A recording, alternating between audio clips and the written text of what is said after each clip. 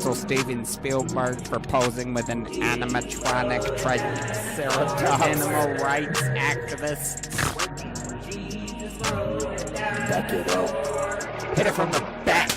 Cloaca. Historical facts. Eat my ass, BP. You're down here bailing on the rest of us because you don't want to process your grief and shame like a normal person by drinking and mistreating strangers. No, Rick. It is you who must nibble my cloaca, or bird asshole. Everyone knows what a cloaca is. You know, back in the Civil War, and they spread these things out. Anybody can look it up online. They spread these things out, and this is a historical fact. So, you know, they spread this thing out. This has got a huge winglet. It's a pterodactyl they shot. So, of course, these things have been around. Now, they went extinct, obviously, slowly, but surely. And so, Paul Bunyan was sharing some Funyuns with his pet velociraptor. Whoa. Oh, you thought it was an ox? Roll back the clock. Let me knock the socks off. Historical facts. I didn't cut out. You heard me. Are you a pervert or something? Okay.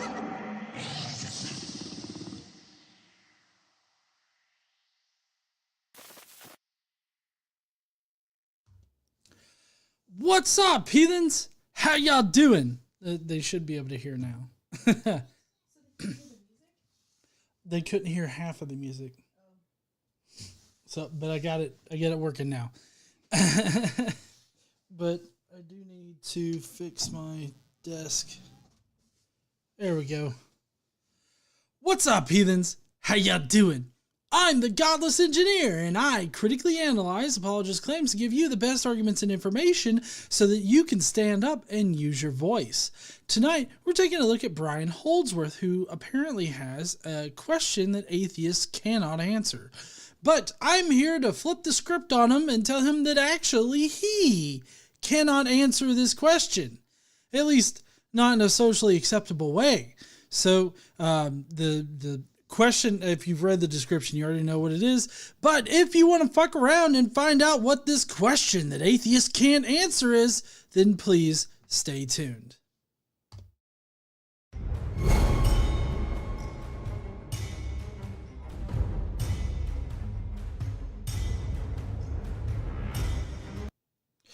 All right, heathens. Well, if you don't know, if this is your first time here for a Godless Engineer live stream, we do donate to charity here, a portion of the proceeds that this channel makes, as well as the other channel, the Godless Engineer Clips channel. That one also helps us contribute to our charitable efforts. This past summer, we donated to the Trevor Project and the Transgender Law Center. And this month, I'm not exactly sure what we're going to be donating to this month. Typically in August we do something for like the schools. Like we used to do stuff for Kids to Love. I mean, I guess we kind of did do something for Kids to Love. Yeah, we kind of just did it on our own. The 240 spiral notebooks. Yeah. Yeah. So in July we went out and got about, what was it? It was 240. 240 spiral notebooks, and we donated it to Kids to Love. And so that was what we did for Kids to Love for the month of August. Typically, we like to do stuff for... Well, we did it in July, but typically we like to do something for Kids to Love for August for going back to school, helping out the foster kids and everything. And so I'm not sure what we're going to pick yet this month, but we typically, use Charity Navigator. We vet all of the charities that we donate to. So we will be donating to a charitable effort this month. So if you want to help us do some shitty shit here on YouTube, then you can send a super chat, join the Skeptic Mafia, just watch our videos. Commenting and liking and sharing them also help us donate to great causes. So if you want to help, consider doing all of that. I do appreciate all of the super chats that we've gotten this entire summer and ever. But anyways, so tonight we're doing a little bit of a short stream because for one, my sugar kind of bombed out right before the show tonight, and so it's just now going up, and I think I'm going to have trouble with it being too high tonight, maybe. I don't know. But So I'm a little tuckered out from that, but also we got kind of a long video tonight. The creator that we're reviewing, Brian Holdsworth, is a Catholic, and he loves to make his videos about 12 minutes long or so. And there's not really a good way to cut his videos up to where, like, you know, they're reasonable response times. So we're going to be going through that tonight. Brian Holdsworth has a question that atheists apparently cannot answer. So my ass is going to sit down for this one due to my sugar issues and just being plumb tuckered out. So we're just going to head right on into the response video. I hope you guys don't mind that. I know normally we have structure here. I do comments. I do Today I Learns, and Brosifus comes by. He's already passed out from being drunk. And so we're just going to go right on into the response video. So let's head on over there. There we go. Ah! Seamless transition. All right. So, like I said, we're going to be answering this question. This person just bought an express ticket to hell. Hey, just wanted to say you don't have to be a good person to get into heaven. You just got to suck my dick. Jonathan Handshake says technical problems with GE. Sounds like you need a new body. Hopefully science will come through soon. Just a new pancreas. Like, if we could 3D print, like organically 3D print a new pancreas and just shove that shit right in my gut, that would be great. But I think that we're a little ways off from that. Tatted Tech says GE stole my chicken nugs. He isn't even sorry. Atheist morals for you. Listen, I mean, if you leave your nugs unattended and it looks like you're not going to eat them, I mean, I might swoop in and steal them if you haven't touched them yet. Like, I don't double dip or nothing, but, you know, if they're fresh nugs, I'm going to take them. So you better eat like this, like, you know, covering shit. No, I'm not really like that. Oh, you found a charity? What charity? So apparently August is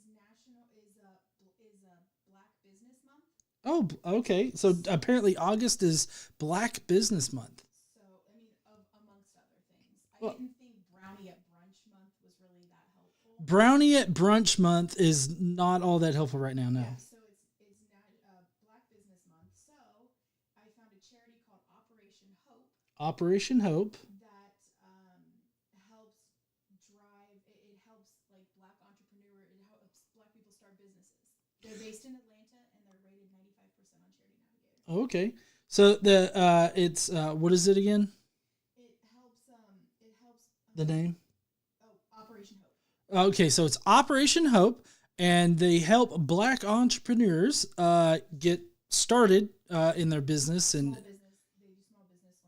they do small business loans for Black entrepreneurs. So awesome! That sounds like a great charity. They also have business workshops to help educate Black people in business.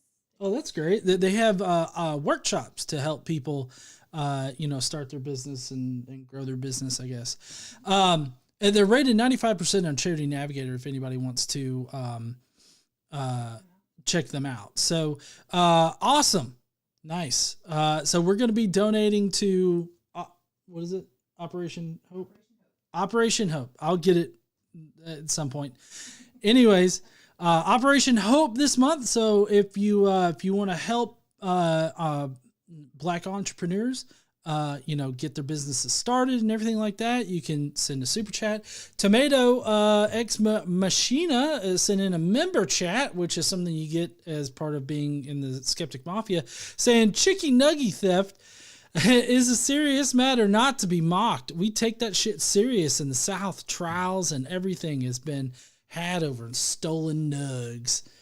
I typically don't steal nugs, but what I'm saying is that if you leave your nugs on the table and you walk away and you go do something else, like you're not going to eat them, I feel like that's the same thing as abandoning them. So you could consider it me claiming ownership of abandoned nugs. It's not stealing.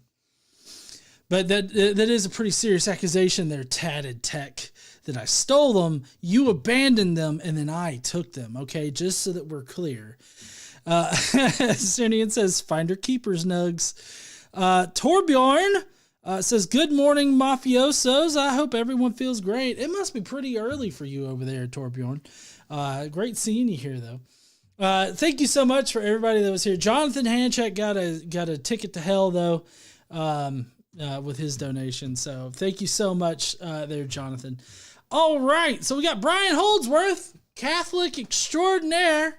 Not really extraordinaire, but I mean, he's Catholic. And you know, it's really weird because this is the Skeptic Mafia that picked this, okay? I gave them 3 options, and they picked this option, which is kind of weird considering the stream we had last night. I'm sure everybody knows where this is going right now. Okay, so we're going to head on into the response video. Brian Holdsworth, what do you got for us there, bud? I'm sure I will not be able to answer this question.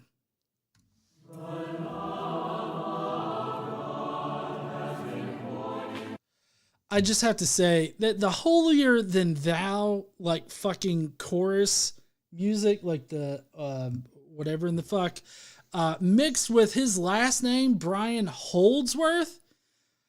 I mean, the caucasity of this video. That's all I have to say. And I feel like that's going to pile on as we go on in the video. I feel like people are going to be like, the caucasity of this motherfucker. Okay, obviously, atheists come in all shapes and sizes, and inevitably, whenever I offer any kind of argument about atheism or against atheism, people will say, not all atheists believe that, not all atheists believe the same thing. That's a straw man argument. And that's true, not all atheists believe the same thing, but a 10-minute YouTube video doesn't allow me to address every variation of atheism that exists. I mean, true. That's why it's important to correctly identify what audience you're talking to, because you could be talking to Gnostic atheists, those that say that God definitely doesn't exist or can't exist. And so they make the positive claim about God not existing. Or there's agnostic atheists, which I feel like is probably what the majority of atheists are out there. And that's people that just simply aren't convinced that a God exists. They don't believe in a God, but yet they don't know whether or not a God does exist. And then there's, of course, more complicated and nuanced positions when you get into specific definitions. Like, for instance, Brian Holdsworth is a Catholic. I don't believe in the Christian God. It's not just that I don't believe in the Christian God. I, in fact, know that the Christian God doesn't exist. And you might be curious, how do you know that, G? Okay, I'm so glad that you asked. So the Bible, I consider that its requirements document. And for anybody out there in the engineering world, whether that be software engineering, systems engineering, civil engineering, or anything like that, the requirements document for any project that you're working on is very important because it lays out exactly what this project needs in order to be considered like completed, or what are the boundaries of this project? Like, what is this project supposed to do? And so the Bible, being the requirements document for Christianity, lays out all of the attributes of God and lays out everything that God has done in history and everything like that. Now, the problem is that if you break the requirements document in this particular context, then that means that the God that, even if a God does exist, it's definitely not this God, because this requirements document, this is a restriction that the Bible puts on itself. If the requirements document doesn't accurately comport to reality that this God is supposedly created, then there's no way that the God represented in the Bible can be the God that exists. So, for specific definitions of God, like Yahweh, the Christian God, the Abrahamic God in general, which would include Judaism, Christianity, Islam, that God definitely does not exist, because the books that supposedly describe this God don't comport with reality, don't actually describe anything that we've been able to observe to be true. Minor details, obviously, like in the Bible, like you've got certain kings that we know to have existed and know to be kings in the past are kings, like they're accurately recorded in the Bible, but that doesn't, like, that says nothing about whether or not the God of the Bible exists. There are certain things in the Bible that you could directly link to God, and you can come away with, saying, oh, well, that God obviously doesn't exist because this particular thing right here just simply didn't happen. I'll give you a good for instance. Like there's Jericho, right? Jericho was not conquered by the Israelites, and it definitely wasn't conquered when the Israelites supposedly conquered it. There's a lot of contention around like when Jericho was actually attacked and all this other stuff, like when it was taken down or whatever. But the fact that the Bible is supposedly the inerrant word of God, and this is wrong, means that the God of the Bible is not real. Like that's one particular fact. Like I'm not saying that alone proves that God is not real. It's a multifaceted argument against the existence of Yahweh, but I'm just saying that's one particular example of it. So all of this to say that the position of atheism can be quite nuanced, and it's important to correctly identify the audience that you're talking to, which I think Brian does in this video. He correctly identifies the audience that he's talking to. Nor is it my goal to refute every instance of that common creed. Instead, I'm simply trying to address people who subscribe to a popular form of atheism, especially a kind that I interact with a lot on YouTube and that I see on certain channels, and to invite them to reconsider the logical coherence of their position. And if what I describe doesn't align with your particular form of atheism, then you can be confident that I'm not addressing you, and then therefore, there's no need to be defensive. So the particular kind of atheism that I'm addressing in this video is the kind that says that only what can be materially observed and empirically measured is real, and that if you want to assert anything as true, that is the kind of evidence that you need to provide. So basically he's laying it out that like a materialist. Right? Basically, materialism. He's laying out that his argument now is against anybody that only considers the material world to exist, the natural world, or methodological naturalism is another way to describe, I think, the audience that he's trying to get to. And I mean, I would find myself in that particular group of atheist-leaning people, because I feel like if you can't quantify, and here's my question for a lot of religious people out there. If you can't quantify something, like empirically or even, somehow philosophically or philosophically describe something or something like that, like if you can't quantify it, how do you know that it's real? Like, I feel like anything that actually exists in reality, we can quantify. Now, there are some abstract things that aren't, I guess, directly quantifiable, like, thoughts and feelings and everything like that. Some people might point to, what's the weight of love or something like that. That's a Frank Turek thing to say. But what we can do is we can quantify the chemical reactions in our brains that cause those particular emotions, that cause those thoughts and all this other stuff. So in a way, we can quantify those things. We can quantify anything that exists within reality. So if it can't be quantified, how do you know that it exists in reality? That's the biggest problem that I have with this whole idea of like the supernatural or some kind of realm that exists outside of the natural world. Because I feel like as soon as you can describe it in any kind of coherent way, it becomes part of the natural world and is therefore quantifiable. And if we can't quantify it, how do you even know that it exists? Like I can't quantify the number of unicorns in existence. Like that's an unquantifiable thing because they seem to not exist. At least we don't have any evidence of them existing. So there's no way for us to quantify it.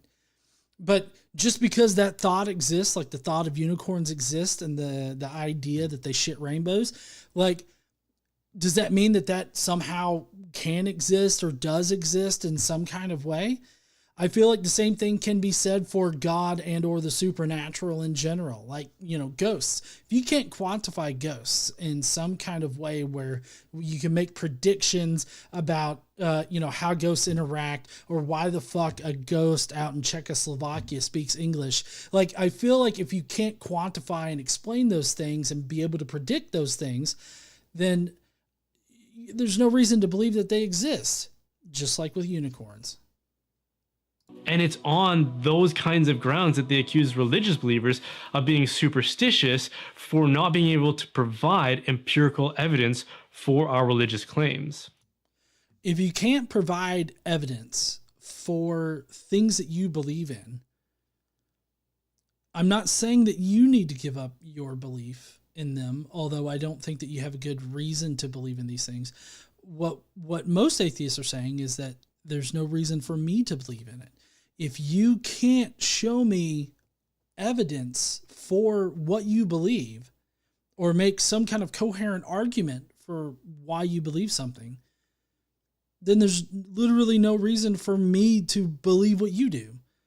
And I feel like that's what a lot of atheists are saying out there, is that, oh, well, in order for me to believe what you're trying to sell me here, I need some evidence. Why you gotta ask for fucking empirical quantifiable evidence? You just gotta believe me, bro. That's never going to be convincing to most atheists out there. So it's this kind of atheist that I address this question to, because I just don't think that they can answer it. I've done a lot of searching myself to see, are there atheists out there? Are there commentators? Are there even scholars who answer this? And I don't seem to be able to find one that is satisfying. The question is slavery wrong? And the reason I ask that question is because before we get to his reason why he asked that question, which I'm just going to back up a little bit here. So the question is, why is slavery wrong? Well, there's multiple reasons as to why, on a secular type of worldview, slavery would be wrong. There's, the lack of consent here. Like, there's no consent considered for the person that's being enslaved. The dehumanizing action of owning another person as property.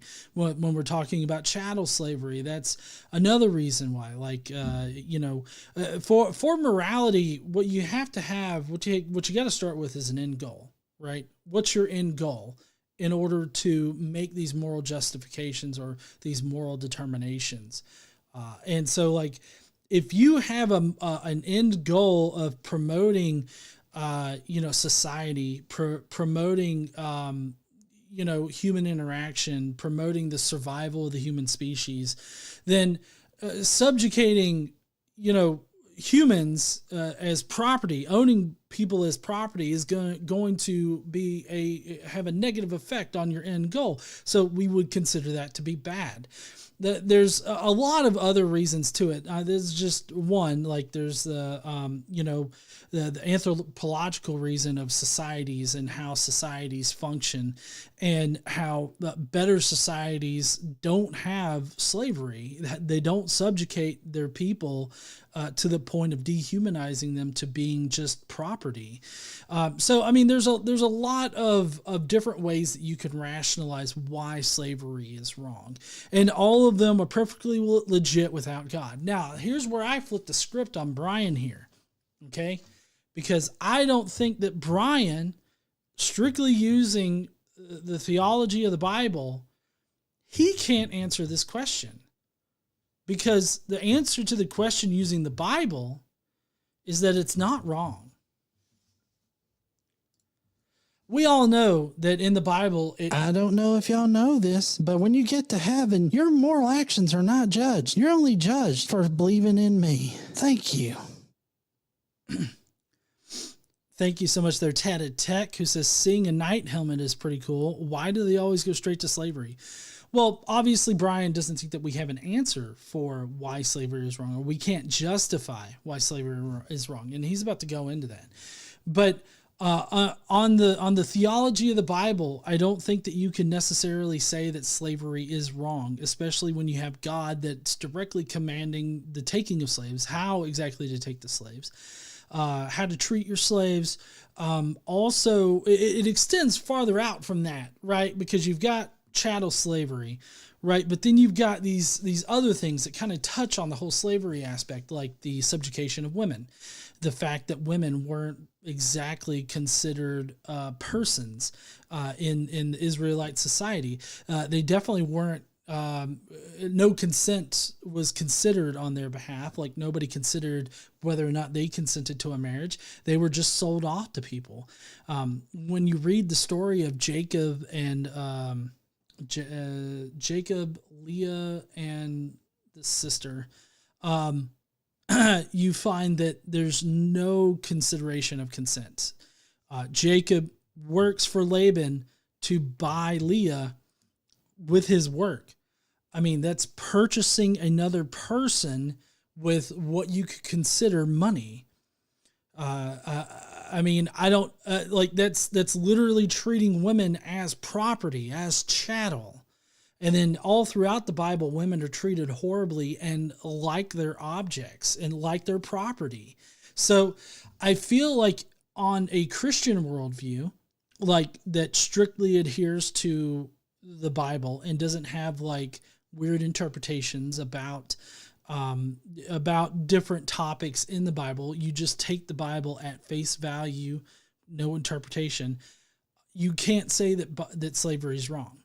And so Brian here thinks that he can say that slavery is wrong. But, I feel like any of the Bible verses that he could pull out, because he could pull out that one verse in Galatians, I believe it's Galatians 3.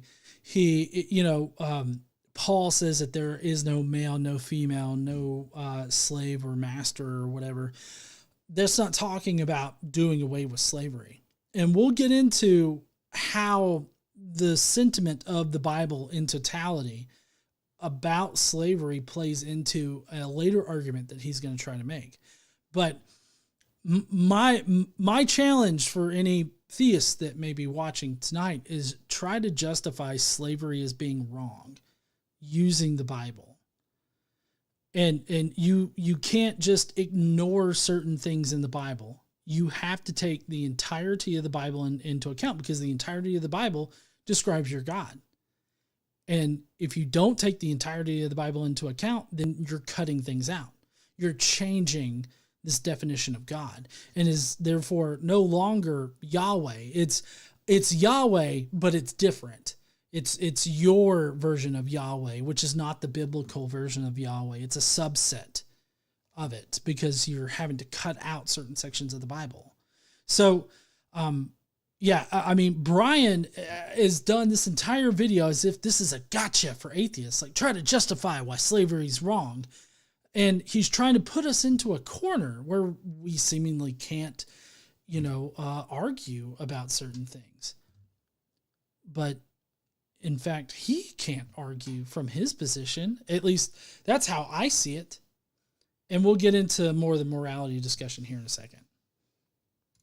And the reason I ask that question is because virtually all respectable people will frantically trip over themselves to be the first to affirm that, yeah, it's wrong. Slavery is definitely wrong. And I even hear many atheists accuse the Bible of being morally inferior for not going far enough in its condemnations of slavery. I mean, yeah, if God in the Bible is the moral foundation of everything, then that should be one of the major things that God pointed out and was like, hey, no, don't do slavery. Slavery's bad. In the 10 Commandments, God strokes his own ego for 4 fucking commandments. He could have taken 2 of those commandments and he could have said, oh, don't rape kids, especially the Catholics. Don't rape kids, right? That's bad to rape kids. I know you're going to do it. Don't fucking do it. And then also, don't own people as slaves. Don't own people as property. That includes all of the women too that you're going to eventually treat, or well, you already do treat, as property, right? You treat them as equal human beings. We don't see God doing that. And I feel like this is like really basic shit, especially considering how God meticulously describes how to build the Ark of the Covenant, how to build his temple. Not once, but he fucking does it twice because they got to rebuild the temple and shit. Like, God meticulously describes all of this stuff. Like, he's so particular, he has to have a certain kind of fire in order to light his incense. And if you don't do it, he's going to shove fire up your ass and cause you to spontaneously combust. That happened to 2 of Aaron's sons who were priests. They used the wrong fire, so God lit their ass on fire. And it was like, this is the fire that you use, motherfucker. And they went, pfft. So, yes, I do condemn God, well, in the Bible as a character, for not going far enough, because him not going far enough resulted in slavery being in existence, since basically the dawn of civilization, all the way up to when slavery, the transatlantic slave trade, fizzled out, which was, after 1865 or so. So, I mean, and that's the Atlantic slave trade. Obviously, there's still issues now with slavery in the world. And so I'm not trying to downplay those particular things. I'm just talking about the major forms of it. Because now it's obviously seen as taboo, right? It's taboo to own another person as a slave. And so what I'm talking about is when it was socially acceptable.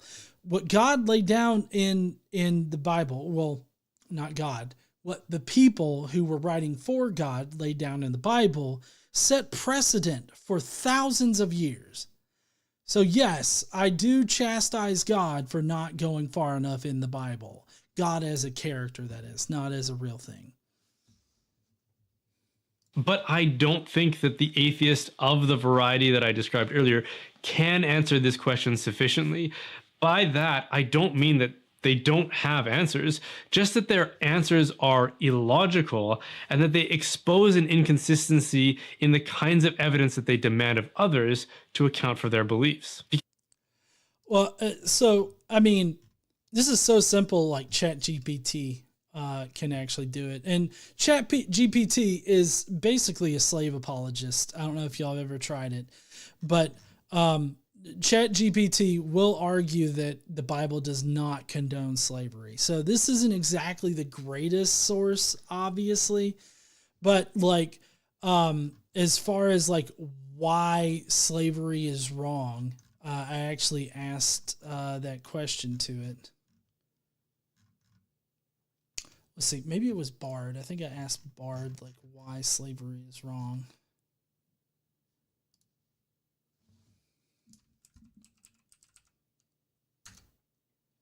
All right, can you explain why slavery is wrong? It's ChatGPT. It's the 3.5 model. So it lists violation of human rights, inherent injustice, lack of consent, racial and social discrimination, inhumane treatment, economic and social impact, a violation of human dignity, a conflict with modern values, international condemnation, and long-term societal consequences. So we can quantify the reasons why slavery is wrong, and it's so easy a fucking AI can do it, right? In as limited a capacity as AI is right now. The violation of human rights, that's a pretty big one for me. I feel like it does violate human rights. And I mean, we as humans have decided what are these human rights, that people should be treated equally and with dignity. Although this is a rather modern concept that people should be treated equally. When the United States government was penned, especially when the Declaration of Independence was penned, and it says that all men are created equal, they didn't literally mean all men are created equal. They also didn't include women in that, by the way, which the Bible doesn't include women in, the whole equalness and everything like that. But, or equality, sorry. Thank you, honey. in the whole equality thing. But So even the founders didn't, most of them didn't have this whole idea that everybody should be created equally. That doesn't extend to every single founder, obviously. There were some what people would call radical liberal founders who thought that, slaves should be freed and every man should be equal and all this equality sort of idea. But the fact is that equality amongst, everybody treated equally, this is a rather modern notion, and it's something that we've kind of worked up to. The lack of consent is something that I mentioned before. That's a pretty big factor for me. I feel like, fellow human beings, we should have a consent conscious, way in handling other people. I feel like consent is paramount in a lot of cases. Obviously, in my discussion about anarchy a few weeks ago, it's not like, I don't think that you need consent in order to send somebody to jail, but that's a bit nuanced of a situation. Racial and social discrimination, obviously, that's a pretty big factor, especially after the transatlantic slave trade. Which is kind of where stuff started getting popped up as far as the racial discrimination part, which is something we'll talk about later. Inhumane treatment, obviously. And all of this is going back to a more subjective morality. And I fully admit that my idea of morality is subjective. But I feel like everybody's morality is subjective. Even those that claim to have an absolute or objective morality, they're using subjective morality. Like Brian Holdsworth here, this guy, he uses subjective morality. He wouldn't say that he does, but the thing is that he places God at the forefront of his morality. Like, pleasing God is his end goal. My end goal is to reduce suffering wherever I can and promote the well-being of people in general. Living creatures, I guess you could say. And so, like, that's my end goal. His end goal is to please God. And you know what God likes, right? Yes, honey, he does like getting his dick sucked, but he also loves smelling the burning entrails of animals. And as long as you're sacrificing a child to him, he's A-okay with it. Huh? Well, sacrificing an animal, but he's also okay with sacrificing children. Well, I mean, there's Jephthah's daughter. I mean, yeah, but it's not the same. Like, I don't know. I feel like that's not totally accurate. I mean, I don't know how old Jephthah's daughter is and everything else, so I feel like that's not accurate. I mean, I feel like it's accurate. If God didn't want a child sacrifice for him, he could have told Jephthah not to do it. But regardless, if you look in academia, you will see that the Israelites were a subset of Canaanites. Both the Israelites and the Canaanites both practiced child sacrifice in one way or another. But in any case, I was getting off topic there. I forgot where I was. That's okay. All right, let's continue with this. I've been talking too much. Because if you're going to logically account for the truth of a statement like slavery is wrong, you have to be able to define the terms of that statement. Slavery is easy enough to define, so I'm not going to spend any time on that. But the word wrong is one that I've never heard defined in a way that is consistent with atheism. Well, it depends on what your end goal is, and I don't think that every atheist has the exact same end goal. And everybody has different opinions about how to best achieve that goal. Everybody has their own opinions about,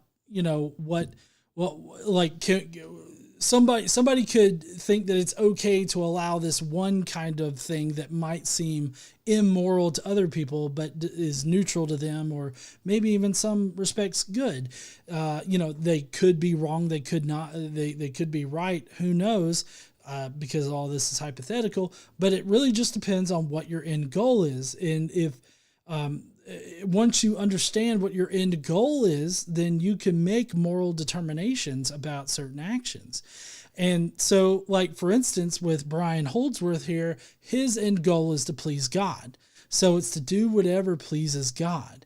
And if you read in the Bible what pleases God, well, pleasing God is just doing whatever God says without question.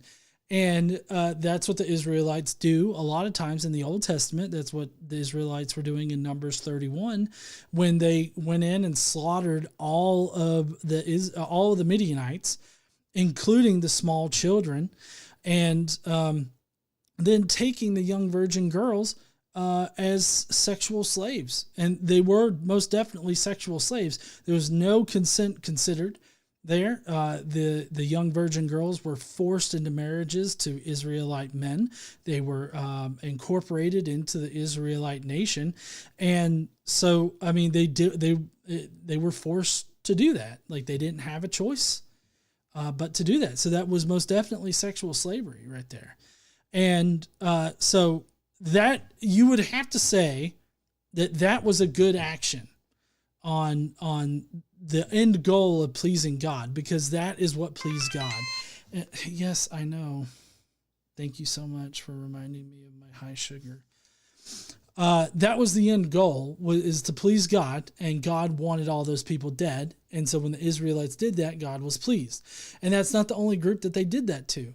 God ordered them to leave nothing alive in the city for a whole bunch of different people groups. Now, whether or not they actually accomplished that is here nor there. It's a distinction without a difference, because it's still the fact that God was only pleased once the Israelites killed everybody in the city, not just the fighting men, right? Not just the standing army, the men, the women, the children, the babies, even these unborn babies that they're like people like Brian Holdsworth are so keen on protecting. So, I mean, that's what it means to please God. And that would have to be part of your moral foundation. If God were to tell you to go and kill somebody, you would, see it as a morally good action to kill that person.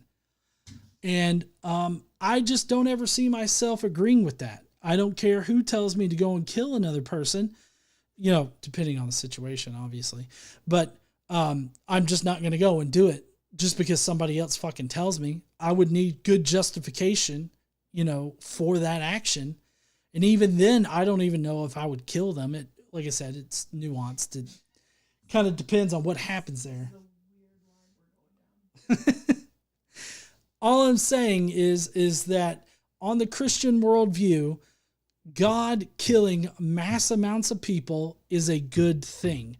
And it's not necessarily God killing people. It's God commanding the Israelites kill a mass amount of people, which basically amounts to some crazy dude says that he heard God tell them to go and kill all of these people, including the small children. Huh? I'm sorry, I didn't hear you. Oh, yeah, and they listened. They wanted to do it because they needed to please God. They needed to do that because God wanted them to do it. I mean, I've heard, so this is what I've heard from Mike Winger. Mike Winger has said that if God told him to go and kill somebody, he would do it because God told him to do it. Yeah, him at Meta wrote an article about it. Huh?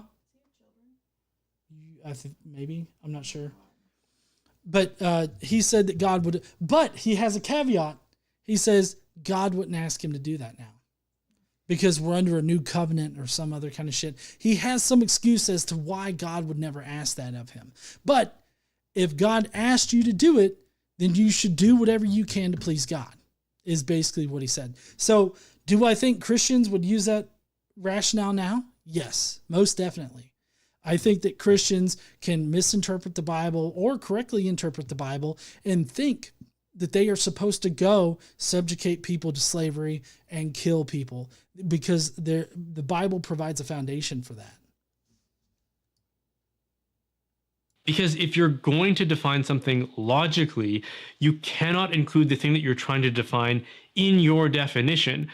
That would be circular reasoning and therefore fallacious. For example, if I asked you, what is a honeybee? And you said, well, it's a bee-like creature that makes honey.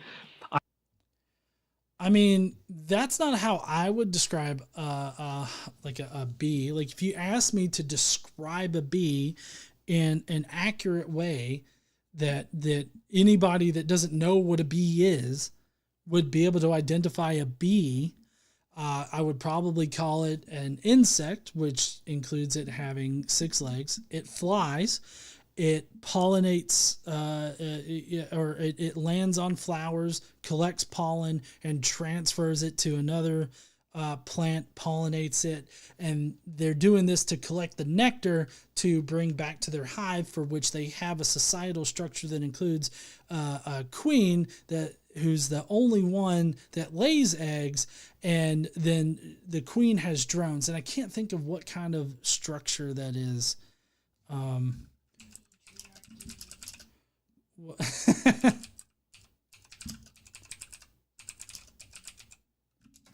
Do bees have? It's a honeybee caste. It's a caste structure. So there's drones, queens, and workers. So they have this sort of structure there to it. They're normally colored yellow and with yellows and blacks and all this. So, I mean, the way that Brian is describing a bee is just simply not how one would describe a bee to somebody that doesn't know what a bee looks like. Black and yellow, black and yellow, black and yellow, black and yellow.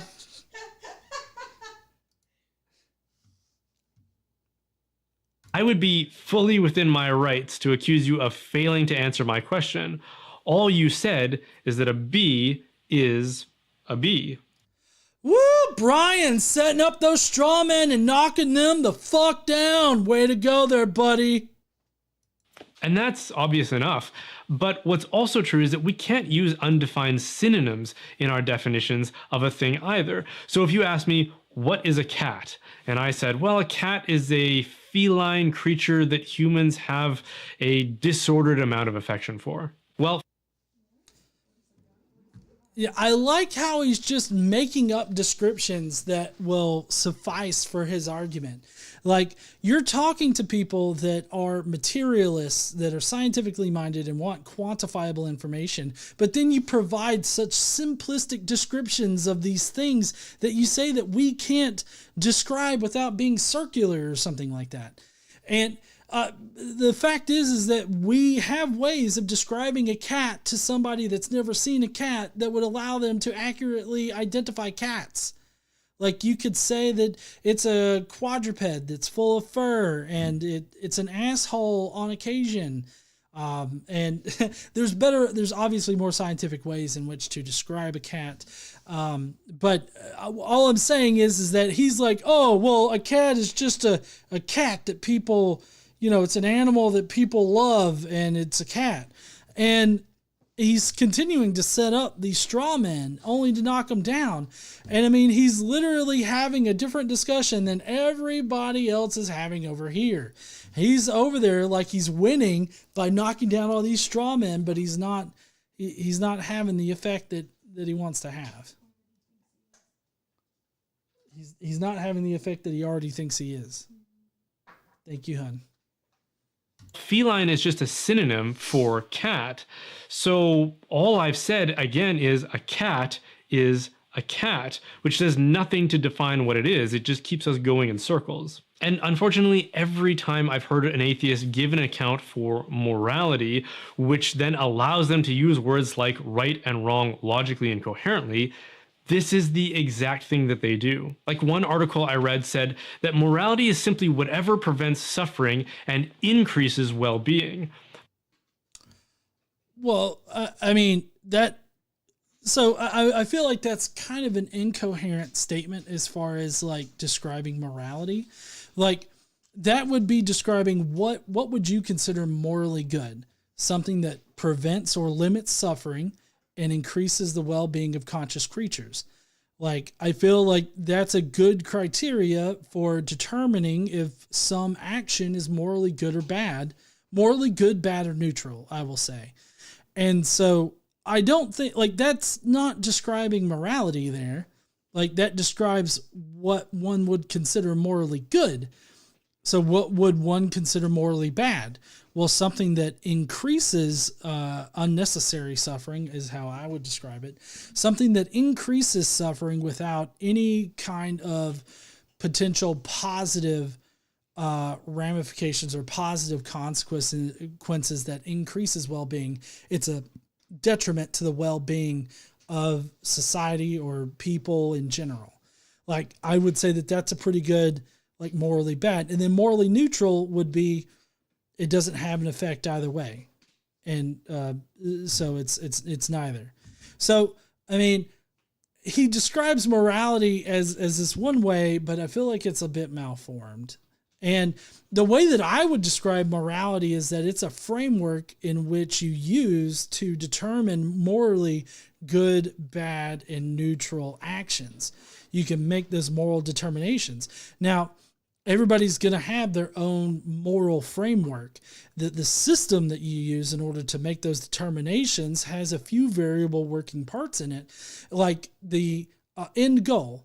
Like I feel like most people in a modern working society can be said to have at least one common end goal, and that would be to survive and thrive in the society. Now, how does one do that?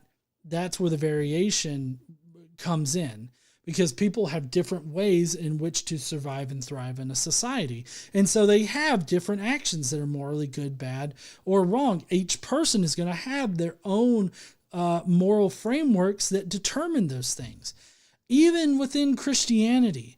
And you can see this in Christianity all throughout time and space. Right now in the world, you have Christians all over the planet, and each one of them would have different morally good, bad, and neutral requirements. Like they would have different things that they would consider morally good, bad, and neutral. And so that's just the diversity now in Christianity. But if you go back in time, the moral requirements in the past are completely different than the moral requirements of most Christians now. So even Christians use subjective morality. It's just that on their particular moral framework, they're not concerned with the well-being of their fellow man. They're not concerned with, like whether or not this action helps or hurts an individual. I mean, they can definitely spin it to where, oh, well, I think that this is good for you. When I feel like that's just what they tell themselves to justify their real end goal, which is pleasing God. And I think that many people have either been deluded or deluding themselves, or have been indoctrinated to believe certain things that please God are good for us, but that's a little bit of a backwards way of going about it. But all they've done, according to this definition, is made suffering synonymous with evil and well-being synonymous with goodness, never really defining any of them. See, it's really weird because he's saying that atheists use circular logic or circular reasoning in this particular section. That we're being circular, when in fact he's the one that's begging the question, which is a type of circular logic. He's already assuming his conclusion about the definitions of goodness and evil and all this other stuff. He's assuming those connections. He's not actually providing any kind of definitional reason to assume these things. He's just like, that's his end goal. Like that's his narrative, right? And so he automatically assumes it. And so he engages in circular reasoning while claiming that we're using circular reasoning. And furthermore, they're not even accurate synonyms. Suffering isn't simply wrong or evil. In fact, I can think of all kinds of instances in which varying degrees of suffering can produce something that is widely considered good, such as like chemotherapy or surgery, exercise. I love how in this part, he goes through all these different things, and we'll hear some more of it, but he obviously has this idea like, oh, chemotherapy is suffering, and chemotherapy is actually good because it helps beat cancer, right? On occasion, chemotherapy will beat cancer. And so that's a good thing. Like, that's a good kind of suffering, right? That's not how I think of it. Like, if I'm thinking from a Christian sort of point of view here, and I think about God existing and all this other stuff, I'm not thinking about, oh, well, this is a good kind of suffering. My thought process is, why the fuck did God allow cancer in the first place? And I think that's kind of the fundamental difference between me and some of these religious people like Brian Holdsworth here. I feel like instead of noticing that there's some kind of failure in God's design, that cancer would exist and cause the necessity of chemotherapy, they think, oh, chemotherapy's good. And they just sort of don't even look at the fact that God is the reason why this cancer over here exists in the first place on a Christian-centered worldview, considering God created everything, he designed everything, he knows everything that's going to happen, and he knitted us in our womb and in our mother's womb and everything like that. Like, God has control over all of this shit, right? So, I mean, God could snap his fingers and cause that cancer to go away, but instead, God's like, nah, you need to go through chemotherapy, which is going to make you lose your hair and cause uncontrollable nausea to happen and all this other shit. Like, all this needless suffering that happens. I would classify cancer as needless suffering because it's kind of like a natural form of suffering, which if you're an all-powerful God that has created everything, then, you can just make shit go away and it's just not suffering. Like, there's no need for this suffering to even exist, but it does. On a naturalistic perspective, this is easily explainable by how flawed organic systems are. But on this whole idea of God being a perfect God and perfectly designing everything, it just doesn't make sense. Of course, they have the perfect explanation for that in that a woman ate a fruit and therefore you get cancer. Try to make sense of that. Like, that just doesn't fucking make sense. There's a non sequitur there. Oh yeah, childbirth hurts too. God gave a pretty big fuck you to women in general. Because of fruit. Is almost universally recognized as a good thing in the right place and at the right time. But the first time I went running as a way to get back in shape, the experience was so unpleasant for me that I nearly threw up. Self-sacrifice and self-denial seem to me to be traits that most people recognize as being honorable, but almost always introduce a degree of suffering. Well, you see, here's the thing, is that on my idea of morality, like what's the end goal? And that's kind of what is described in his definition, and that's to limit the amount of suffering. Notice my wording there, not eliminate suffering, limit suffering, and promote the well-being of conscious creatures. Like, that's the end goal. And using that end goal, you can make moral determinations about your actions and the actions of others. And so, like, limit suffering. How can you limit suffering? Can you eliminate running yourself so hard that you vomit? Yes, that's an easy thing to eliminate, Brian. Just don't fucking run so much. Ease the fuck into it. Can I limit the fact that when I get back into weightlifting, I don't go too hard and cause myself to basically be a rigid motherfucker for 5 days? To where I can't like bend my arms for fear of like pulling a muscle or something? Yes, I can limit that. Can I eliminate the pain of working out or staying in shape or eating right? No, I can't eliminate that, but I can limit it, right? That's the entire fucking point.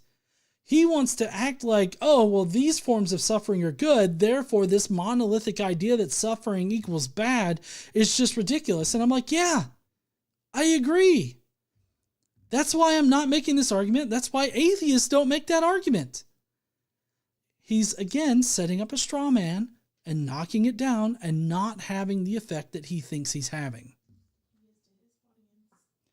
Yeah, that's right, honey. To the Catholic dipshits that watch his content positively, I mean, I wouldn't call them dipshits, but you know, if you say so, hun. I didn't say dipshit. The I'm just over here painting my nails, being a good person. You're being a good person, but you're not on the mic, and you got a lot of opinions. It's a long video. We don't have time for this shit. Okay. We have monuments in virtually every city where I live commemorating those who died in the wars of the 20th century. So was it wrong for them to suffer and die for those causes? So it seems that I don't think that it's morally wrong for them to have done that. I mean, if their end goal was to protect, like if their dying achieved whatever end goal they hope to get, or at least they were doing things that resulted in their death, but the reason why they were doing them was to achieve this good goal of limiting suffering and promoting the well-being of conscious creatures. I feel like that would be a morally good action. So on a real moral framework that an atheist would use, and a real moral determination that an atheist would come to, we would see that as a good thing. Of course, Brian, that doesn't work for his narrative, so he's not going to point that out. not only is morality somebody addicted to mosh in the comments reminded me of another point that I wanted to make, and that I forgot to make. The fact that those people had to sacrifice themselves, I feel, is one of those unnecessary sufferings in the world. Like, I feel like if God were really in control of shit and God really cared about like people and people that believed in him and the well-being of his people, like if he actually cared about all that shit, then those people wouldn't have needed to die. On a naturalistic perspective, we can understand this. On the secular moral framework that I've been using in this video, we could understand why we would consider those things to be good over there. And I just don't see how Brian can justify it as good on his side. If God wanted that person to die, then they would have just died. Could God have stopped whatever caused that person to die? Yes. Could God have changed things to where that person didn't need to make that decision? Yes. So does that make God a morally bad jackass? Yes. And right and wrong, not defined by that definition, the synonyms that they attempt to smuggle in as substitutes for the terms that they are trying to define in a circular way aren't even good synonyms. Many, many others have tried to argue that morality is simply what has been agreed upon as a social contract, which can accumulate into something like a legal system or the law. I mean, that's one way we enshrine our moral values, but the legal system or our laws, part of our government, is, kind of a, what's the word I'm looking for? It's a compromise for everybody in our society, because everybody has these different moral frameworks. Everybody has different ideas of how to achieve whatever end goal that they have in mind for our society. And so we have collectively agreed that, hey, here's the government. This is how we're going to run like our society and everything. So that doesn't necessarily directly translate to moral values. Sure, there are some overlap. There is some overlap in our set of normative moral values and the law, right? We can easily think of some laws that are also moral values, but to assume that the legal system is a one-to-one representation of a moral framework, I feel is a bit misleading, and it can cause like an equivocation. But this begs for a definition of the social contract or the law. If you reply that the social contract is an agreement about what is right and wrong, then all you've done is made the social contract or the law synonymous with morality. And again, you're back to arguing in circles. I don't think so. I think it's a lot more nuanced than what he's saying here, because you can have a social contract with, others in your society, and you can agree that, not to do certain things, but that doesn't necessarily mean that you think that doing certain things or not doing certain things are morally good or bad or neutral. Your moral framework can exist independent of whatever social contract that you have. Now, the social contract obviously is an important part of social cohesion in a society. So it definitely is a factor in shaping moral frameworks. But to suggest that moral frameworks are a representation of these social contracts, I feel is a bit misleading.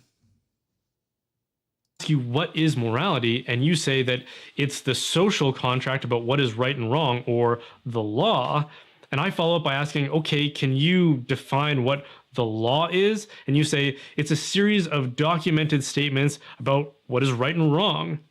Do you not see how we're just going in circles without ever defining any of the things that we're talking about? No, I mean, I see Brian here making up definitions, having an imaginary conversation with an atheist that doesn't exist, or just another interlocutor that doesn't exist. Yeah, he's arguing with himself, presenting these straw man figures that he can easily argue against because he doesn't actually have any experience arguing or having this discussion with an atheist, it seems. And so, but if he has had conversations with atheists, that haven't gone this route, then it seems like this is the route that he wants to use in order to poke holes in, in a secular view, a subjective view of morality. And the thing is that he's only painting this one narrative, and it's a narrative that doesn't intersect with the subjective morality that most atheists argue for. It's just out there independently on its own, but he wants to represent it as subjective morality, as what most atheists argue, or what he maybe he would say some atheists argue. But I haven't heard any atheists argue like he's talking about here. Furthermore, it fails to account how we can judge one instance of a social contract or a legal system against another. How can we say that the legal system that allows slavery are bad and the legal systems that prevent it are good unless morality somehow sits outside and above legal systems and social contracts? Which is what I said. I mean, not that our moral framework is above these legal contracts and social contracts. Obviously, the social contracts and the social cohesion that exists within a society helps mold the moral framework. So it's kind of like they're coexisting, but one doesn't necessarily directly affect the other kind of situation here. And he wants to act like he has a moral framework that sits above all of this because, it's God for him. But the problem is that moral framework has changed as this underlying social contract has changed. And it's really weird to hear him act like, his moral framework is somehow better than the social contracts that have existed in our history, when in reality the social contract acts as a foundation, like a basis for building our moral frameworks. And the thing is that his moral framework changes after the social contracts change underneath him. Underneath his idea of a moral framework. So, I mean, his idea of a moral framework is no different than my moral idea of a moral framework. It's just that we have different end goals, and that's the only difference. I feel like my end goal of limiting suffering and promoting the well-being of conscious creatures is far superior than pleasing some God that people have cobbled together throughout the years and have worked in their own wants and quote unquote needs into the definition. So I feel like my moral end goal is far superior than his. Because that's the question that's being asked here. Is slavery wrong? Are systems that allow slavery wrong? Yes, they are. And that's because it increases suffering in the world, and it does not promote the well-being of conscious creatures. It actually severely limits the well-being of conscious creatures. It has significant ramifications for the cultures that are ravaged by slave traders. So it's all around a net negative for society and the world in general. That's how I would rationalize that slavery is wrong. And I feel like on a Christian worldview, using the Bible, Brian Holdsworth can't do that. He can't say slavery is wrong. He has to have an asterisk there saying slavery is wrong unless it's ordained by God. Then it's okay. As long as you do it, adhering to God's rules about it, you're fine. Slavery is okay. And that's what you would have to say. I'm not asking, do some people create legal systems that outlaw it? Obviously, that's a question that doesn't need to be asked. The question is, ought it to be against the law for the sake of what is morally good? So again, not only is the social contract theory fallacious for using circular reasoning, it doesn't even use a well thought out substitute for morality. And the reason we always end up with these absurdities is because morality can't be accounted for empirically without obscuring it behind some poorly assessed substitute, which is by definition circular reasoning, and which always offers a substitute that falls absurdly short of whatever it is that we mean by morality. Okay. Sorry, I gotta take insulin real quick. Up, down, left, right. That's what it does. Okay. So basically, Brian right there, he tries to say that atheists, or those that have a more secular moral framework that doesn't include God, they don't have any kind of way of grounding what's right and wrong. And whenever we do, it ends up being a circular argument. But the problem is that he does nothing but create straw man arguments for his case. He, sets up these straw men, knocks them down, and then claims that it's circular logic. But that's only because he's made them be circular logic. He is actually engaging in circular logic in order to make a point about circular logic. It's frustrating. So an atheist can't actually say that anything by that measure is right or wrong and truly mean what they're saying without sacrificing their own logical consistency. And don't misunderstand what I'm saying here. I'm not saying that an atheist can't be moral or that they don't have a moral conscience. What I am saying is that they can't account for that morality logically. For them, it's something like social conditioning or just feelings about something. But whatever it is, it's not rational. Now, I mean, I feel like I've described a pretty rational moral foundation and moral system here tonight that's based on a reasonable analysis of what it means to be moral and a rational analysis of a proper end goal to have. And I feel like where the incoherency comes in is on the Christian worldview that has to cut certain things out of their holy text in order to make moral determinations that would comport with our modern sense of morality. Like our modern general moral foundation, like this sense that, oh, it's wrong to kill another person. That's a bad thing to allow in society. Was it a bad thing to kill a person in the Old Testament, in the Bible? No, it wasn't. Not even in the New Testament. It was okay on occasion, as long as you were doing it in order to advance God or to please God. It's fine. And so I feel like everything that he's saying about atheists is actually about his own worldview. He's just projecting more than a drive-in movie theater.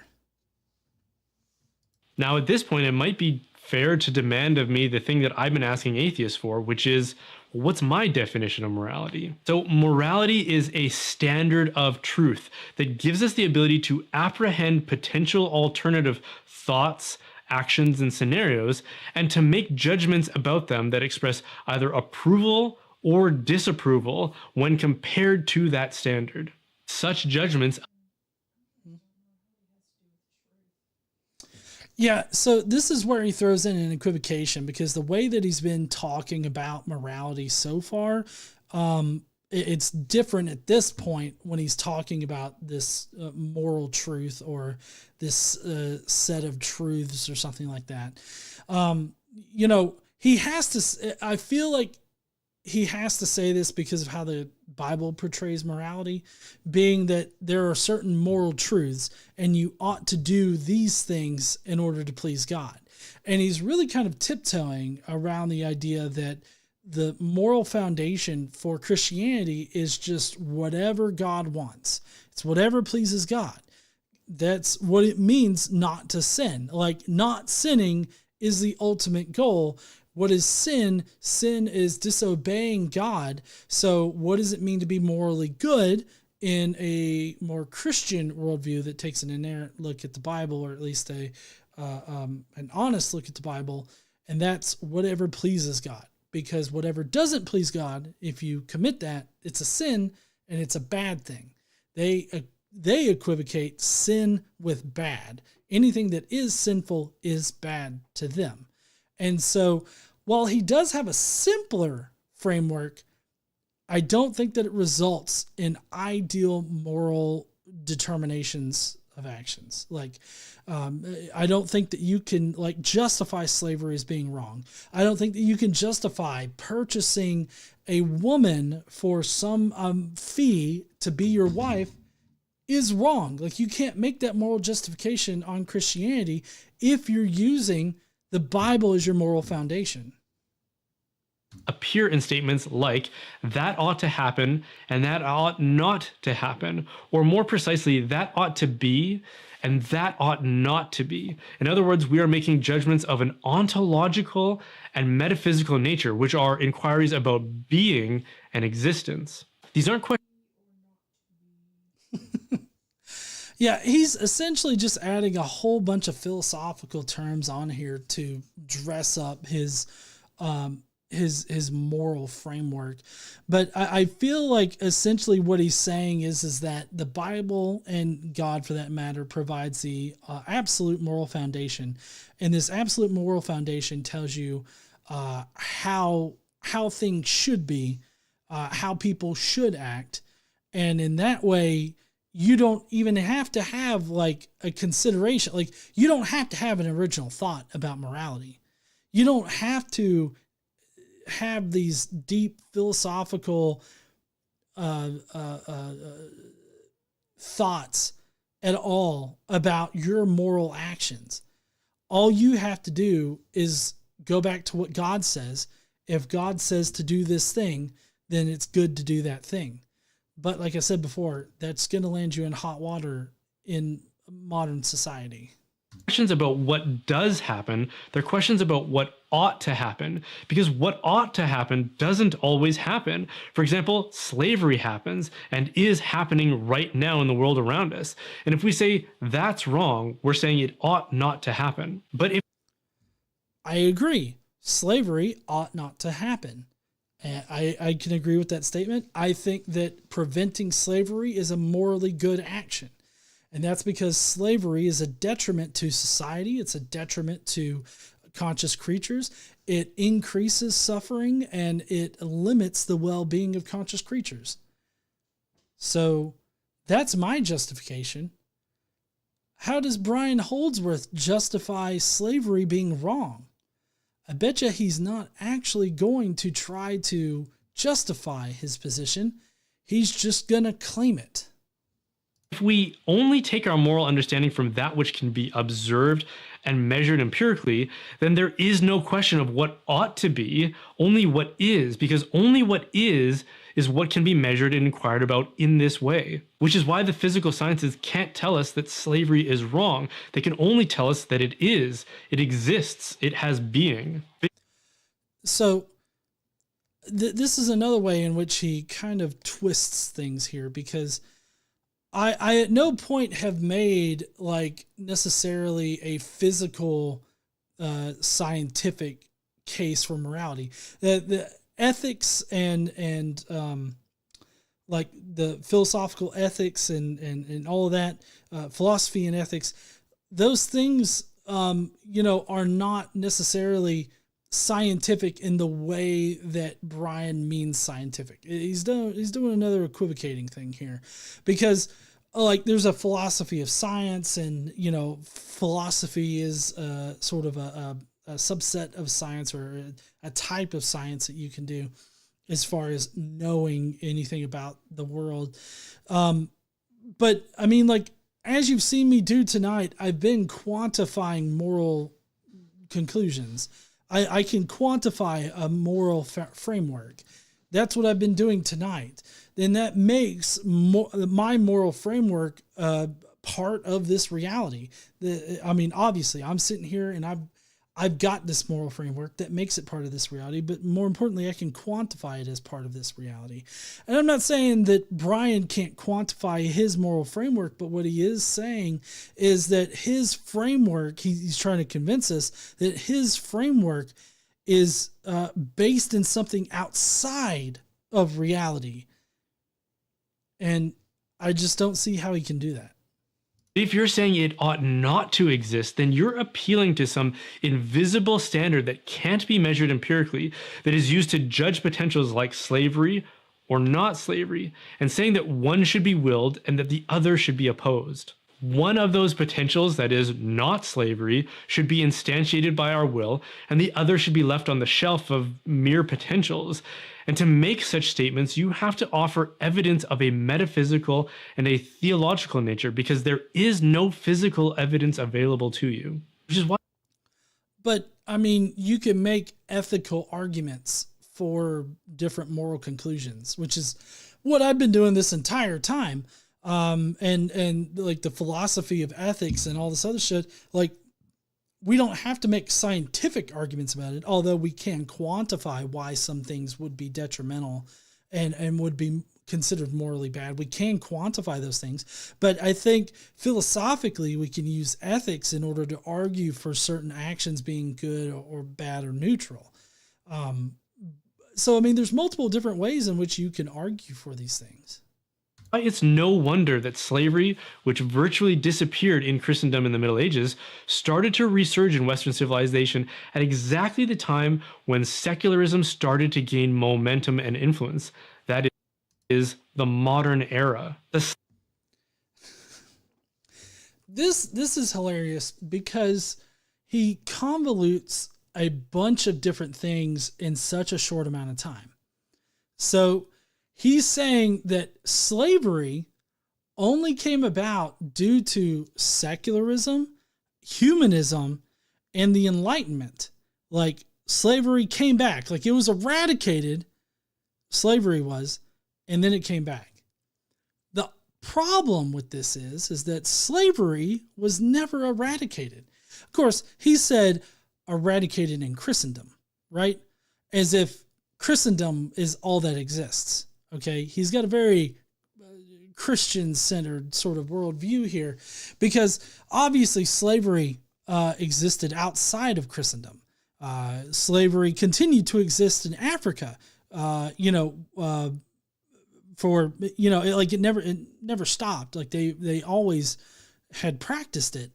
What happened was that when the Middle Ages hit, right, and the Catholic Church started to sort of weave its way into the empires, the ruling classes and all that. When that started to happen, they put a hold on Christian slaves. They put a hold on that. Obviously, there was still slave trading going on. They would slave trade, to countries outside of Christendom or whatever. Like even Christian slaves, they were sold off there. It was just seen as illegal in that way. But slave trading had always been on. Now, where secularism and humanism comes in, humanism is, in the classical sense, is different than humanism now. Humanism now has a lot of societal considerations and racial equality for one, and things of that nature, like actually seeing human beings as all being equal. The classical version of humanism is more, it does include secularism, meaning that it focused on the achievements of humanity and things of that nature rather than achievements of God and whatnot. And so modern humanism is a lot more secular, a lot more focused on secularism, while humanism back then sought to sort of rectify Christian moral values at the time with human achievements, right? So it was working in tandem there. And so the slave trade, like the transatlantic slave trade that he's referencing here with his depictions, that started about the 1500s, so the 16th century. And the age of exploration started right at the end of the 15th century into the 16th century and on, right? The Enlightenment period didn't start until the 17th century. So this age of enlightenment started later, right? And the thing that drove slavery, or the need for the transatlantic slave trade, was this age of exploration. Different countries, a lot of different countries, were seeking out new routes to Asia and traveling to different places, and they found themselves in an abundance of land because they killed the indigenous people, so they took it over. So what they needed to do was they needed a large workforce, and so what they did was they started enslaving people.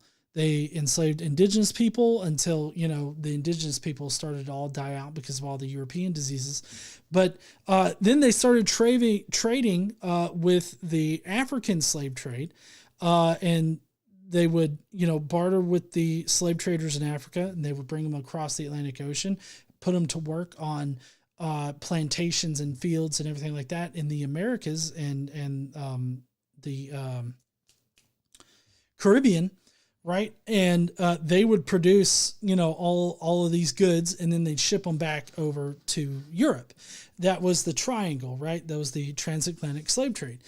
And what was fueling a lot of the justification for enslaving African peoples? I'm sure you're going to guess it. Christianity. Christianity was fueling the justification. Now, that doesn't mean that Christianity is the one that started the transatlantic slave trade, but it definitely fueled the justification for enslaving black people in Africa and forcing them to work as chattel in the Americas in order to produce goods for Europe. And the slave trade, at least people being okay with it, and eventually developing into the racism that we have now, was all fueled by theological justification due to Christianity. At this time, they regularly used the curse of Ham in order to justify that the African slaves deserved to be slaves. And I want to ask you this, especially because this guy's Catholic and in Christianity, missionaries are just a thing. Do you know what the African slave trade and missionaries, like modern missionaries, have in common? Both groups seek to spread Christianity, and they just do it in different ways. In the African slave trade, they justified taking slaves from Africa and destroying their culture and their sense of where they came from and replacing it with Christianity. Not only as a control mechanism to keep the slave population in line and in check by replacing their existing culture with Christian culture, but also... So sorry. What was that? I was trying to set something up on my watch and it may Okay. I was like, oh shit. No, that's okay. They were forcing these people into Christianity, right? And there was a large conversion rate for the slaves. Now, there were some countries like Spain that had laws on the books that supposedly forced slaves into Christianity. It wasn't always properly enforced. Portugal, though, had a much better rate at forcing slaves into Christianity. And so my entire point here, though, is that they saw this as an opportunity to civilize the savage people of Africa. And they saw themselves as, modernizing people by forcing them into Christianity. And all of this is due to this whole idea proposed in the Bible that the Christians, God's chosen people, are the ideal people, and everybody that's not in their particular club are uncivilized heathens, and that they needed to be civilized. And so they use Christianity along with the economic and political factors of the transatlantic slave trade in order to produce this horrible system of stealing people from their homes, taking them across the Atlantic and forcing them to work on plantations and in fields and everything like that to produce things that they didn't profit from. And it just was a continuous cycle.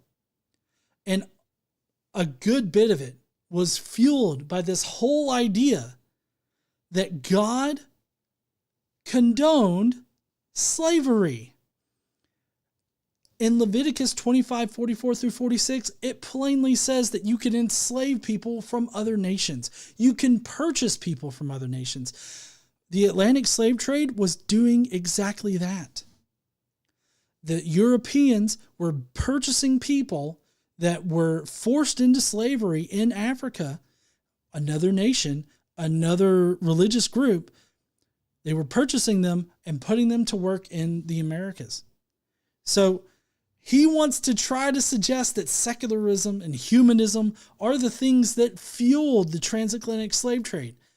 But that couldn't be further from the truth. Because what really fueled it, what justified it to a lot of people, was Christianity. That's what allowed it to continue for so long. They justified it by using God's holy word. Slave trade that we tend to think of and universally condemn really only got going during the scientific, secular, and Enlightenment era. In the ancient world, slavery abounded everywhere. The Roman Empire was built on the backs of slaves. And then in the Middle Ages, it went into severe decline. And in certain places where Christianity was dominant and the church was most influential, it virtually disappeared. That's because the slaves were transformed into serfs, and they developed a new government type of system where they were still subjecting the people to the same kind of ill treatment and power imbalance and all this other stuff that slaves were treated as. It's just now they're called serfs. So sure, you could say that slavery disappeared in some of these areas, but did it really? I don't think so. But then for some reason, around the time of humanism, and then the Renaissance, and then the Enlightenment, it came back. No. So around the start of the 16th century, the 1500s, that's when slavery started back. I mean, that's when, 1492, Columbus did some dickery shit over the ocean blue. 1492 was kind of the start of this whole age of exploration. That's what ultimately what fueled the need for a slave labor force as far as the transatlantic slave trade goes. Now, again, slavery didn't stop. It wasn't eradicated. It's just that in those places that Brian mentioned, you couldn't own a Christian slave and Christian slave trade, like the trading in Christian slaves, was abolished. Sure. But that doesn't mean that slave trading was not allowed, like, at all. Anyways, so the age of exploration is one of the main things that fueled this need for a slave labor force. And it wasn't like the scientific enlightenment period didn't come until about 100 or more years later. How can you say that the scientific enlightenment period like fueled the slave trade when the slave trade started way before that because of fucking greedy people that were, wait for it, also looking to spread Christianity? Now, of course, at the same time, they also saw this as an opportunity to gain more scientific knowledge from around the world and all this other stuff. But that's not what fueled this need to like spread across the entire surface of the planet. It was exactly at this time when we stopped measuring the human soul as an essential ingredient in a person's humanity. Wait, fucking what? Like, this is a totally new concept to me. Like, apparently during the scientific enlightenment period, people stopped valuing people's souls. Now, I don't think souls exist, right? But I also feel like this notion that, souls don't exist is a relatively modern notion in comparison to the history of the planet and the human civilization. I feel like it's a relatively recent kind of innovation. And to say that during the scientific enlightenment period, people just disregarded the existence of souls, it's really weird because people, religious apologists like Brian Holdsworth here, they would totally count some of the most prolific scientists from the scientific enlightenment period as Christians and claim that it's a Christian endeavor to investigate the natural world. But at the same time, they didn't value the soul? Something seems fucky here. And reduce that inquiry about what a human being is to only what can be physically measured, only what the sciences can tell us. And when they did that, they found that human beings are far from being equal. What?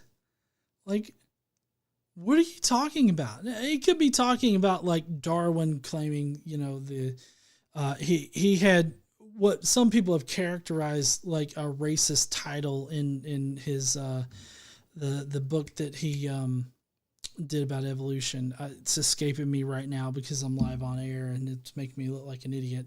But some people claim that was a little bit racist, saying that, well, science, identifies different races, like the valuing of different races.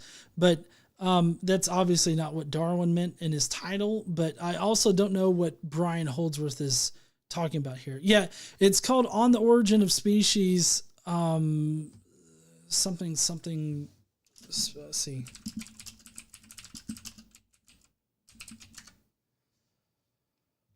On the Origin of Species. I can't remember what the subtitle was.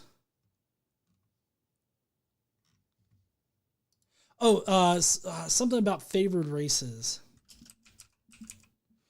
The Origin of Species, the preservation of favored races, is what I was thinking about.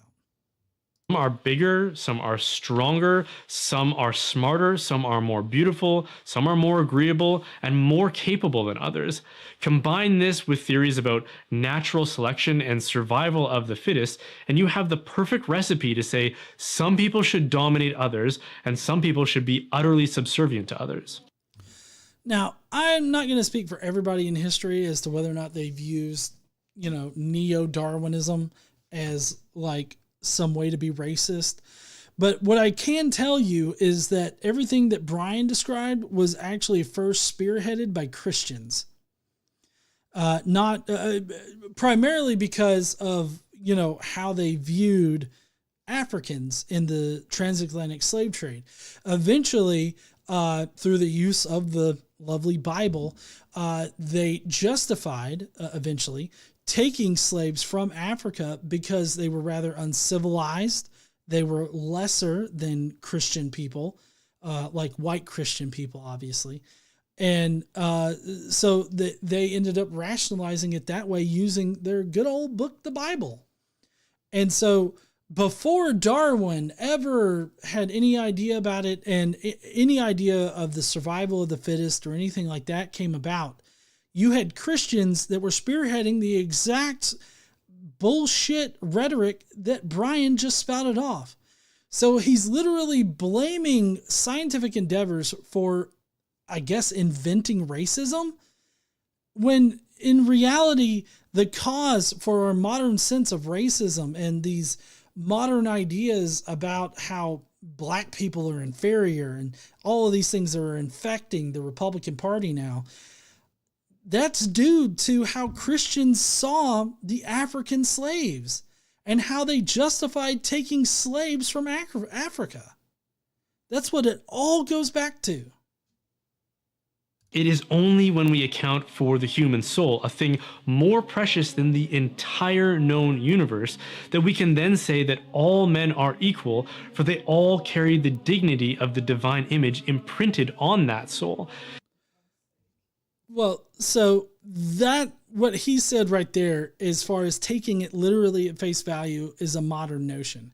Like, it didn't even exist when our country was founded. Because when in the Declaration of Independence, when they talk about how all men are created equal and all this other stuff, they weren't talking about all men. If they were talking about all men, then there wouldn't have been slave trading after we gained our independence from Britain.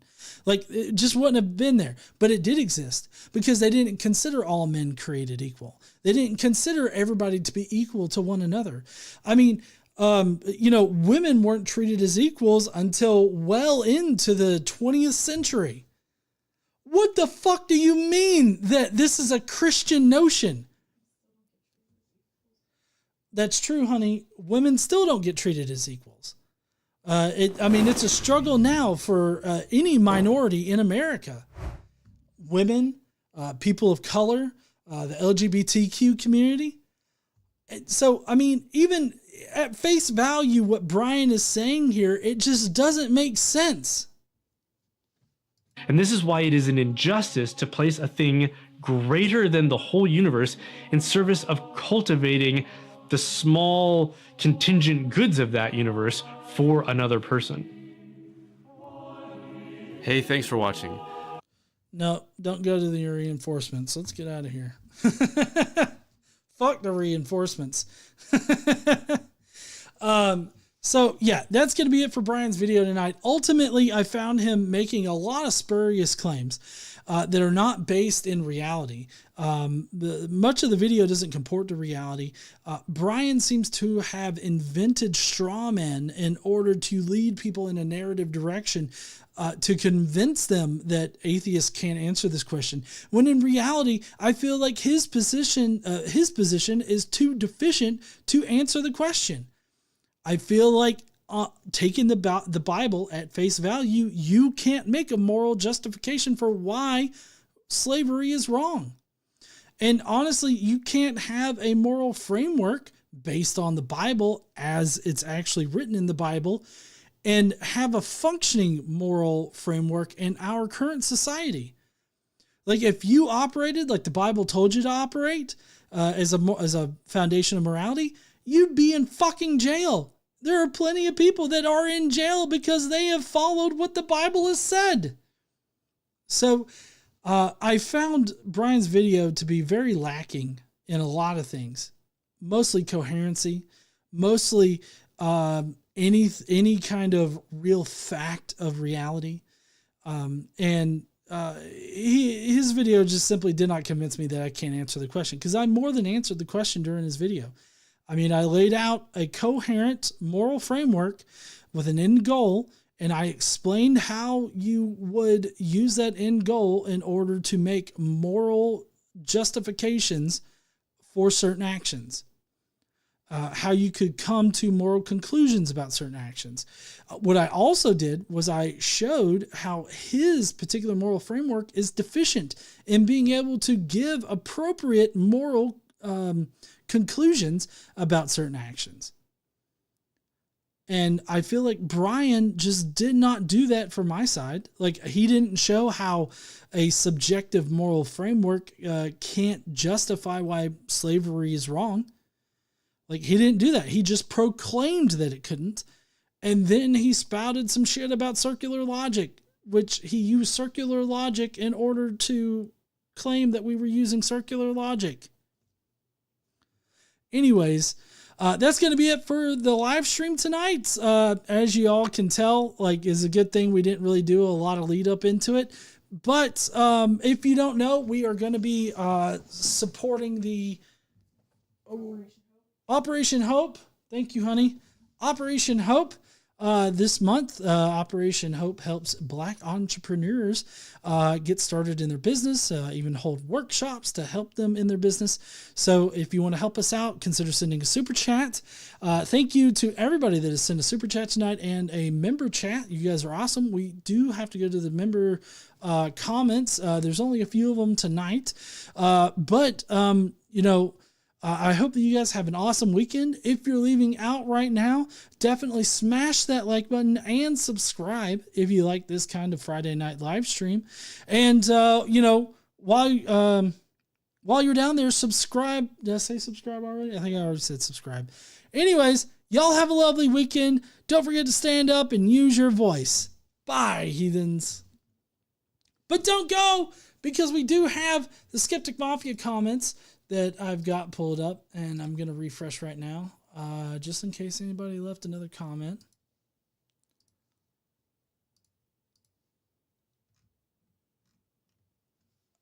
Maybe, I think there was one more that got added.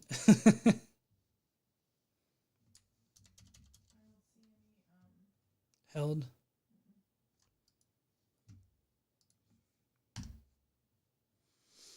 There we go. All right. First up is Jester, who says, "Look, fuckface McGinger Biscuit. It's really simple. If you address me as an atheist, there is only one applicable question. Does any God exist? And can you demonstrate that?" That's a good point that I forgot to make in this video, is that, as an atheist, you don't have to have like an explanation for a moral foundation. Like, I feel like that's separate from whether or not you believe in a God. I think that you can believe in God, but still have a moral foundation or a moral framework that, doesn't rely on pleasing God all the time. So, I think that's a good point, is that atheism is separate from being able to morally describe certain actions. The problem is not that atheists come in all shapes and sizes. It's that you only learned 5 words. I'm sorry for insulting you. I tried to do better, but you need to start trying more than the bare minimum. You were not in grade school. The fact that I learned every apologetic in Sunday school before junior high should tell you something. I might not have known all the proper terms, but I knew the arguments. Their arguments never change, and it's really sad. Doubtful Form says, "Really? I guess a human is just an ape unless you're volunteering to become a slave. Why are you advocating for it?" Good point there, Doubtful Form. Thank you. Deus Ex Tomato with all of the best ASCIIs. Which reminds me, honey, we got to make tomato soup sometime, because tomatoes are delicious. Deus Ex Tomato says, "Oh God, the pompous music in the background is just so annoying. It would have been much better without it. Oh, and the answer is always yes, slavery is always wrong. And yes, the Bible is morally inferior for not condemning slavery. Oh, and what is a cat?" And it's a little cat ASCII art. This is a cat. Well, a depiction of a cat and its reaction to your video. But if you don't want to scream for just a bit of sanity's sake, go ahead and smash that like button or gently caress it. Sometimes the like button needs a little TLC. And would you prefer would you prefer if you caressed it rather than smashing it? Just remember to ask for consent first before you do anything to the buttons. And if you're feeling especially charitable, go ahead and join the Skeptic Mafia. Perks. There are perks like beautiful custom emoji, live hangouts each month, and a whole host of other things.